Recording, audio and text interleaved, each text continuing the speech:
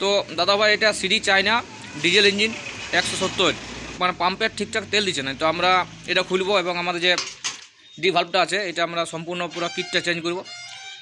তো এটা খুলতে গেলে কীভাবে খুলতে হয় এবং কীভাবে এটা সেটিং করতে হয় এটা আমি দেখাবো।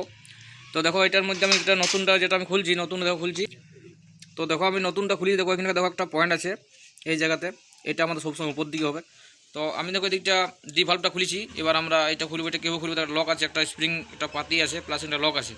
সর্বপ্রথম আমরা যেটা আছে এটা আমরা এইভাবে এটা প্রথমে দাববো, এইভাবে দাবিয়ে আমরা এটা আস্তে আস্তে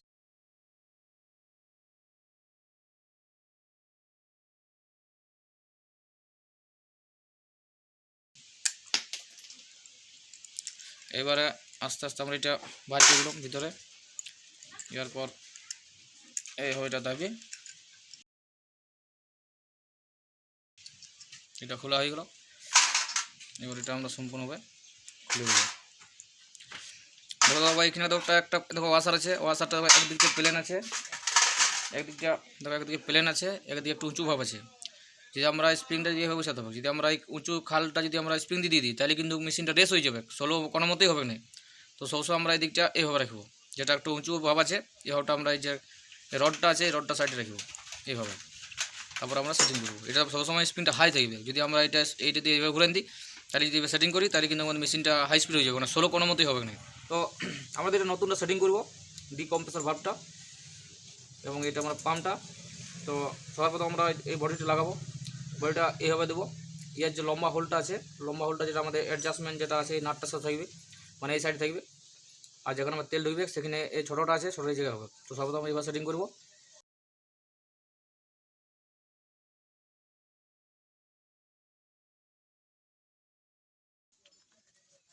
এরপর আস্তে আস্তে আমি এটা যেটা আমাদের ডি ভাল্বটা আছে আস্তে আস্তে বসিয়ে নেব,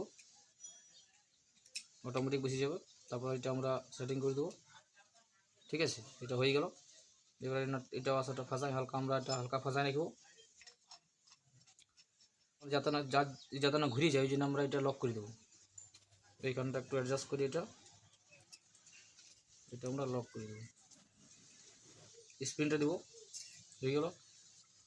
এরপর একটা ওয়াশার আছে, ওয়াশার যেমন সিস্টেম বললাম, এটা দরকার হলে সুবিধা হবে, এটা বাইর করে এবার সেটিং করে দেখবো কোন দিকটা সেটিং হচ্ছে, এভাবে এটা সেটিং করবো। তারপরে আমরা এটা আস্তে আস্তে ভরে দেবো, তাহলে আমাদের বোঝাতে সুবিধা হবে। সেভাবে আমরা বোঝান দেবো। এরপর দাদা লক্ষ্য করবো আমাদের যে রডটা আছে, রডটাতে একটা পয়েন্ট দেওয়া আছে, দেখো এই জায়গাটা পয়েন্ট আছে, এই পয়েন্টের উপর দিকে হবে। এভাবে আমরা আস্তে আস্তে বসিয়ে নেবো। এরপর আমাদের যেটা আমার তেলটাকে কম বেশি করছে যে অ্যাডজাস্টমেন্ট আছে, এটা আমরা এইভাবে এইভাবে সেটিং হবে, মানে এইভাবে থাকবে, এটা এইভাবে নয় এইভাবে থাকবে। এরপরে এটা বসাবো কী করে, তো আমরা এইভাবে প্রথম এইভাবে দেবো, আস্তে আস্তে ঢোকাই দেবো এটা। আর এটা আস্তে আস্তে আমরা দাবিয়ে দেবো প্লাস দিয়ে বা স্ক্রুড্রাইভার দিয়ে দেবো, তবে অটোমেটিক ঢুকে যাবে। এরপর আমরা এটা অ্যাডজাস্টমেন্ট এইভাবে করে নেবো, বাস হয়ে গেল। এরপর আমরা যেটা ইয়াটা আছে ক্যাম্প শেপে যেটা বুস্টটা আছে, এইভাবে এটা সেটিং করে দেবো, মাঝখানে রেখে এইভাবে দাবিয়ে দেবো, বাস বসে গেল। ওটা লক আছে, লকটা আমরা ভরে দেবো, লক হয়ে গেল। এরপর আমরা এইভাবে এটা ভরে নেব, এই লকটি আমরা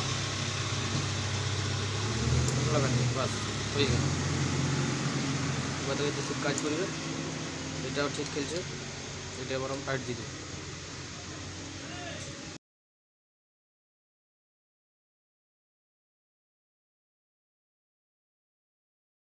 পাইপটা তেল ভরেছি সর্বপ্রথম টেস্ট করার জন্য। এবার আমরা এভাবে পাম্পটা এভাবে রাখবো এবং এবার আমরা পাম্প করবো।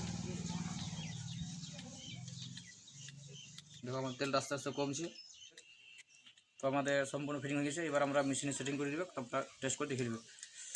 না হয়ে গেছে, এবার মেশিন লাগান দেখো।